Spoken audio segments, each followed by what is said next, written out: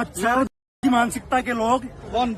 ये अभिजीत जो आया है, ये बिना फालतू में देश में बरगला रहा है। कोई पेपर लीक के पीछे इनके बहाना है, पेपर लीक तो इनके पास बहाना है। एक बार नहीं 10 बार हमले करवाइए, एक नहीं 10 थप्पड़ मारिए, लेकिन फिर भी हम बोलते रहेंगे कि धर्मेंद्र प्रधान आपको तो रिजाइन करना ही पड़ेगा। दोस्तों, राजस्थान की राजधानी जयपुर के शहीद स्मारक पर चल रहे कॉकरोच जनता पार्टी के धरना प्रदर्शन के दौरान सोमवार को उस समय हड़कंप मच गया जब कॉकरोच जनता पार्टी के संस्थापक अभिजीत दीपके को कुछ युवकों ने सरेआम थप्पड़ जड़ दिया।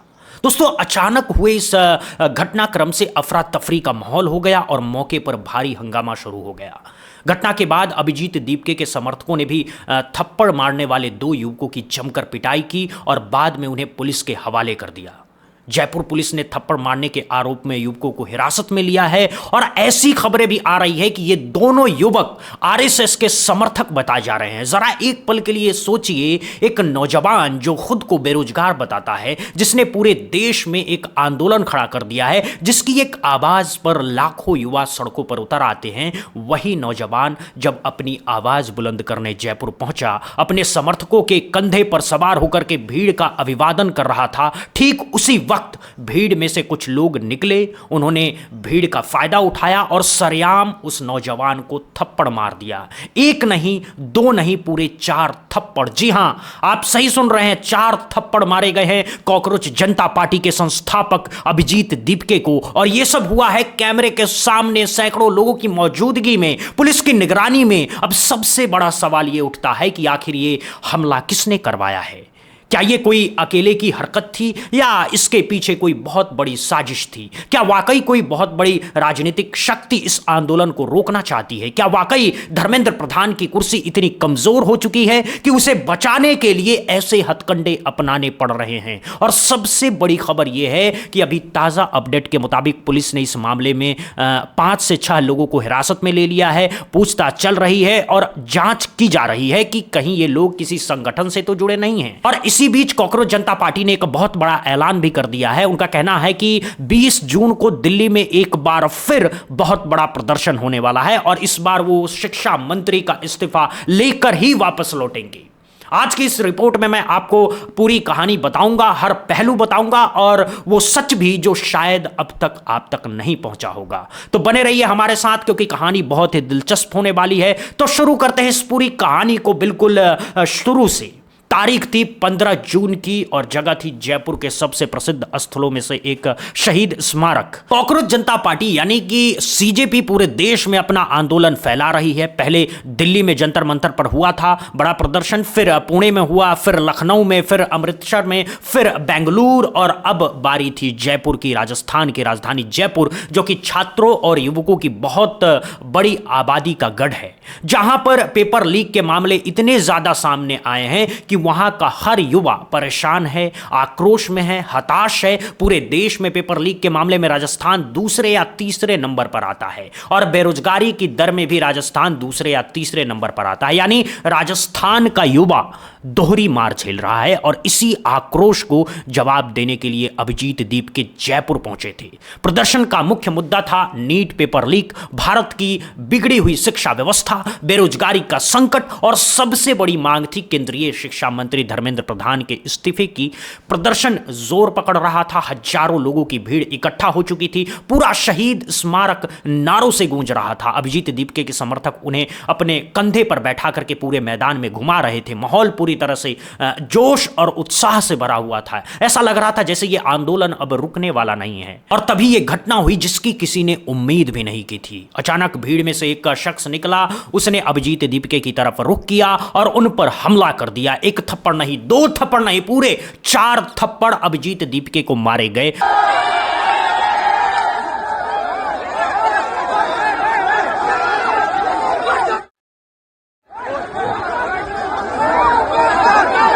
और इतना ही नहीं, उसके पीछे और भी कई लोग आए जिन्होंने भी हमला करने की कोशिश की, लेकिन तभी अभिजीत दीपके के समर्थकों ने हमला करने वालों को घेर लिया और उनकी पिटाई शुरू कर दी। पूरे शहीद स्मारक पर अफरा तफरी मच गई, हर तरफ शोर, हर तरफ चीख पुकार, और इसी बीच पुलिस मौके पर पहुंची और हमला करने वालों को हिरासत में ले लिया। अब इस पूरे मामले की सबसे चौंकाने वाली बात यह है कि हमला करने वाले शख्स ने जो बातें कही, उनसे साफ हो जाता है कि यह हमला कोई अचानक नहीं हुआ था, यह एक सोची समझी रणनीति का हिस्सा था। इस शख्स ने कैमरे के सामने ही कई ऐसी बातें कही जो किसी को भी सोचने पर मजबूर कर देगी। आप कर रहे हैं, किसने क्यों मारा आपने? ये मच्छर की मानसिकता के लोग, कौन?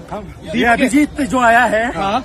ये बिना फालतू में देश में पेपर लीक को बुला रहे हैं तो बरगला रहा है। कोई पेपर लीक के पीछे इसके बहाना है, पेपर लीक तो उनके पास बहाना है। मैं जयपुर से हूँ, मैं राष्ट्रवादी हूँ, किसी पार्टी से कोई नहीं। तू इधर आना मच्छर, अभी बताऊँ तेरे को मैं क्या हूँ, राष्ट्रवादी। अब जरा सोचिए, ये कोई आम बात नहीं है, ये कोई गुस्से में कही गई बात नहीं है, ये पूरी तरह से एक उग्र मानसिकता दिखाती है जो किसी सोची समझी विचारधारा से प्रेरित लगती है। इस शख्स के एक दोस्त अर्जुन ने भी एक मीडिया संस्थान से बातचीत में अपनी बात रखी। अर्जुन ने बताया कि वो लोग वहां पर सिर्फ प्रदर्शन देखने गए थे, लेकिन वहां पर जो बातें हो रही थी वो बातें पसंद नहीं आई। अर्जुन ने आरोप लगाया कि वहां पर हिंदुत्व को तोड़ने और बांटने जैसी मुद्दों पर बातें हो रही थी। उन्होंने कहा कि वो लोग समाज के लिए काम करते हैं, राष्ट्र के लिए काम करते हैं, और जो भी समाज को तोड़ने का काम करता है उसका इलाज करना उनका धर्म है। अब जरा गौर कीजिए इस बात पर, एक तरफ पेपर लीक का मुद्दा उठाया जा रहा है, छात्रों के भविष्य की बात हो रही है, बेरोजगारी पर बात हो रही है, धर्मेंद्र प्रधान के इस्तीफे की मांग की जा रही है, और दूसरी तरफ इस पर हिंदुत्व को तोड़ने का आरोप लगाया जा रहा है। यह कैसे संभव है? क्या पेपर लीक के मुद्दे पर हिंदुत्व से कोई लेना देना है? क्या बेरोजगारी के मुद्दे पर हिंदुत्व से कोई संबंध है? शिक्षा व्यवस्था को सुधारने की बात कब से हिंदुत्व के खिलाफ हो गई? यह सवाल बहुत बड़ा है और इसका जवाब भी बहुत साफ सुथरा है। इन लोगों के पास असली मुद्दों का कोई जवाब नहीं है, इसीलिए ये असली मुद्दे से ध्यान भटकाने की कोशिश कर रहे हैं। ये हिंदू मुस्लिम का खेल खेल रहे हैं, असली सवालों से बचाना चाहते हैं। ये राष्ट्रवाद का चोला उड़ करके पेपर लीक जैसे गंभीर मुद्दों से जनता का ध्यान हटाना चाहते हैं, और यही असली खेल है जो आज की राजनीति में चल रहा है। और खैर, इस पूरी घटना के तुरंत बाद अभिजीत दीपके ने एक ऐसा बयान दे दिया है जो वाकई काबिले तारीफ है। उन्होंने अपने सोशल मीडिया पर लिखा है कि शारीरिक हमले डर और कायरता की निशानी है। हम अपनी आवाज शांतिपूर्ण तरीके से उठाते रहेंगे। मैं गांधी और अंबेडकर का अनुयायी हूं। मैं शांति और प्रेम के साथ ये लड़ाई लड़ता रहूंगा। और सबसे बड़ी बात उन्होंने अंत में लिखा कि धर्मेंद्र प्रधान को इस्तीफा देना चाहिए। यानी इतने बड़े हमले के बाद भी उन्होंने अपनी मांग से 1 इंच भी पीछे हटना मंजूर नहीं किया है। उन्होंने अपने मुख्य मुद्दों को नहीं छोड़ा। उन्होंने अपने वीडियो में भी बहुत ही जोरदार बातें कही। उन्होंने अपने समर्थकों को संबोधित करते हुए कहा कि ये सारी बातें सिर्फ ध्यान भटकाने के लिए करी जा रही है। ये सारी ना टैक्टिक्स है, सारे ना तरीके हैं हम लोगों को डराने के, धमकाने के और मुद्दे से भटकाने के। तो हमें कहीं से भी मुद्दे से नहीं भटकना है। हमारा एक ही मुद्दा है कि धर्मेंद्र प्रधान को रिज़ाइन करना पड़ेगा। एक बार नहीं 10 बार हमले करवाइए, एक नहीं 10 थप्पड़ मारिए, लेकिन फिर भी हम बोलते रहेंगे कि धर्मेंद्र प्रधान आपको तो रिज़ाइन करना ही पड़ेगा। तो कोई भी डिस्ट्रैक्ट नहीं होइए, अपने मुद्दे पर टिके रहिए। हमारा मुद्दा है Dharmendra Pradhan should resign and nobody वो चाहे कितने भी हाथ उठा ले, हम अपनी तरफ से हाथ नहीं उठाएंगे। हमारी मूवमेंट पीसफुल है और हम इस मूवमेंट को पीस एंड लव के साथ ही आगे बढ़ाएंगे। And to the haters I want to say get well soon. और सबसे महत्वपूर्ण बात उन्होंने ये कही कि वो चाहे कितने भी हाथ उठाएं, हम अपनी तरफ से कभी हाथ नहीं उठाएंगे। हमारी मूवमेंट पीसफुल है और हम इसे प्यार और शांति के साथ ही आगे बढ़ाएंगे। और अंत में अपने हेटर्स यानी कि अपने नफरत करने वालों के लिए उन्होंने एक बहुत ही प्यारी बात कही। उन्होंने कहा कि गेट वेल सून यानी जल्दी ठीक हो जाओ। ये एक बहुत ही गहरी बात है। अभिजीत दीपके किस तरह की मानसिकता रखते हैं? वो अपने हमलावरों से नफरत नहीं करते, वो उन्हें भी बीमार समझते हैं जो ठीक होने के बाद शायद इस आंदोलन को समझ सके। अब इस पूरे मामले में सीजेपी के प्रवक्ता आशुतोष रांका ने एक बहुत बड़ा खुलासा किया है। उन्होंने अपने सोशल मीडिया पर लिखा है कि जिन लोगों ने अभिजीत दीपके पर हमला किया है वो सब एक राष्ट्रीय पार्टी से जुड़े हुए हैं, उनके चेहरे पहचान लिए गए हैं और इन सभी शरारती तत्वों को बेनकाब किया जाएगा। अब जरा सोचिए, जब एक प्रवक्ता खुल करके कहता है कि हमलावर एक राष्ट्रीय पार्टी से जुड़ा है, तो इसका मतलब क्या है? इसका सीधा सीधा मतलब यह है कि इस हमले के पीछे कोई बहुत बड़ी राजनीतिक ताकत है। यह कोई व्यक्तिगत हमला नहीं है, यह कोई गुस्से में किया गया हमला नहीं है, यह एक सुनियोजित हमला है जिसके पीछे एक बड़ी पार्टी का हाथ है। इसी पूरे मामले पर आम आदमी पार्टी के बड़े नेता और दिल्ली के पूर्व उप मुख्यमंत्री मनीष सिसोदिया ने भी अपनी प्रतिक्रिया दी है। उन्होंने इस हमले की कड़ी निंदा की है। मनीष सिसोदिया ने कहा है कि एक डरे हुए और भ्रष्ट राजा की गुंडे की सेना यही कर सकती है। यही लोग हैं जो नीट जैसे पेपर लीक करा करके लाखों युवाओं का भविष्य बर्बाद करते हैं। और अब जब देश के युवा शिक्षा मंत्री से इस्तीफा मांग रहा है तो उन पर हमला कर रहे हैं। उन्होंने इसे एक बहुत ही कायराना हरकत बताया है और सच में ये बात पूरी तरह से सच है, क्योंकि जब आपके पास तर्क नहीं होते, जब आपके पास जवाब नहीं होते, तब आप थप्पड़ का सहारा लेते हैं, तब आप गुंडागर्दी का सहारा लेते हैं, तब आप हिंसा का रास्ता अपनाते हैं। और यही दिखाता है कि सत्ता डर रही है, सत्ता घबरा रही है, क्योंकि अगर सत्ता को कोई डर नहीं होता तो इन छात्रों की बात सुन लेती, उनकी मांग पर विचार कर लेती। लेकिन सत्ता को डर है कि अगर इन छात्रों की बात मान ली तो ये आंदोलन और भी बड़ा हो जाएगा और फिर इन्हें रोकना नामुमकिन हो जाएगा। दोस्तों, अब बात करते हैं उस सबसे बड़ी खबर पर जिसकी सबसे ज्यादा चर्चा हो रही है। कॉकरोच जनता पार्टी ने एक बहुत बड़ा ऐलान कर दिया है। उनका कहना है कि 20 जून को दिल्ली में एक बार फिर बहुत बड़ा प्रदर्शन होने वाला है और इस बार सीजेपी कह रही है कि वो शिक्षा मंत्री का इस्तीफा लेकर ही वापस जाएगी। आप समझिए इसका मतलब यह है कि अभी यह आंदोलन एक निर्णायक मोड़ पर पहुंच चुका है। पहले जब दिल्ली में प्रदर्शन होता था तो सिर्फ इस्तीफे की मांग की गई थी, सरकार ने उस पर कोई जवाब नहीं दिया, मीडिया ने भी उतनी कवरेज नहीं दी। लेकिन अब इस बार कहानी अलग है। इस बार लखनऊ, अमृतसर, बेंगलुरु और जयपुर में बड़े प्रदर्शन हो चुके हैं। इस बार जयपुर में थप्पड़ कांड हो चुका है। इस बार पूरा मीडिया इस आंदोलन की कवरेज कर रहा है। इस बार सोशल मीडिया पर यह मुद्दा छाया हुआ है और इसीलिए अब 20 जून का दिल्ली प्रदर्शन एक ऐतिहासिक प्रदर्शन बन सकता है। अगर वाकई इस प्रदर्शन में लाखों की संख्या में लोग पहुंच गए तो सरकार के लिए इसे नजरअंदाज करना बहुत ही मुश्किल हो जाएगा। फिर शायद धर्मेंद्र प्रधान को सच में इस्तीफा देना पड़ सकता है। फिर शायद देश की राजनीति में एक बहुत बड़ा बदलाव आ सकता है। दोस्तों, अब बात करते हैं इस पूरे मामले की उन गहरी परतों की जो शायद आम जनता तक नहीं पहुंच पाई है। देखिए, जब आप सोशल मीडिया पर अभिजीत दीपके को लेकर के रिएक्शन देखेंगे तो आपको पता चलेगा कि एक बहुत बड़ा वर्ग है जो उनसे असहमत है, जो उनके आंदोलन के तरीकों से असहमत नहीं है, उनकी विचारधारा से असहमत नहीं है। लेकिन सोशल मीडिया पर असहमति जताना अलग बात है और सड़क पर आकर के थप्पड़ मार देना बिल्कुल अलग बात है। यह पहली बार है जब इस तरह का फिजिकल अटैक हुआ है इस आंदोलन पर और इसने कई लोगों के मन में सवाल खड़े कर दिए हैं। कई लोगों ने यह पूछ भी रहे हैं कि क्या यह हमला पहले से प्लान्ड था, क्या इसके पीछे कोई बहुत बड़ी साजिश थी, क्या यह जानबूझ करके किया गया था हमला था।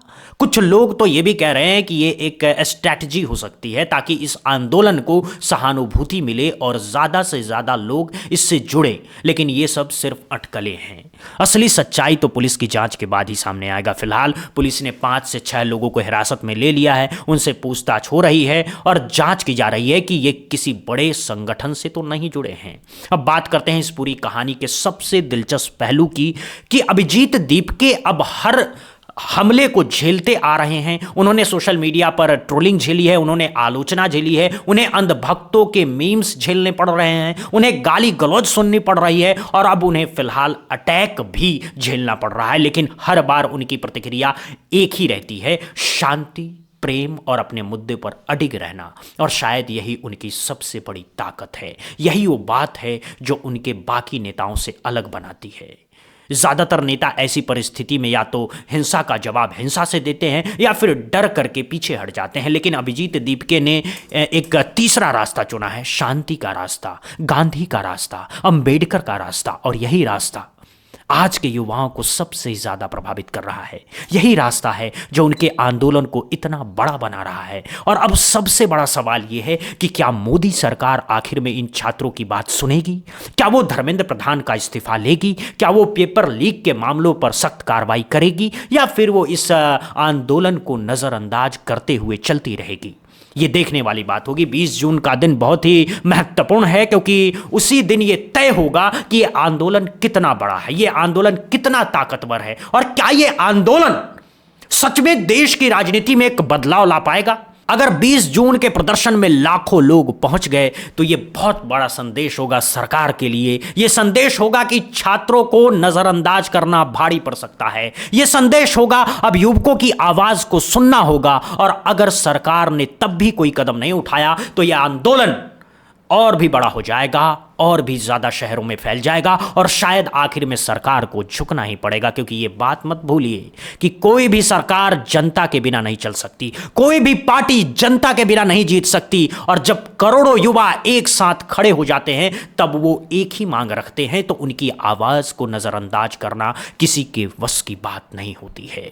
तो दोस्तों, आपको क्या लगता है, क्या वाकई यह हमला सुनियोजित था? क्या वाकई इसके पीछे कोई बड़ी राजनीतिक पार्टी है? क्या वाकई 20 जून का प्रदर्शन एक ऐतिहासिक प्रदर्शन बनेगा? क्या वाकई धर्मेंद्र प्रधान को इस्तीफा देना पड़ेगा? अपनी राय हमें कमेंट सेक्शन में जरूर बताइएगा। हम आपकी हर बात पढ़ते हैं, हम आपकी हर राय पर गौर करते हैं, क्योंकि हमारे लिए आप ही सब कुछ है।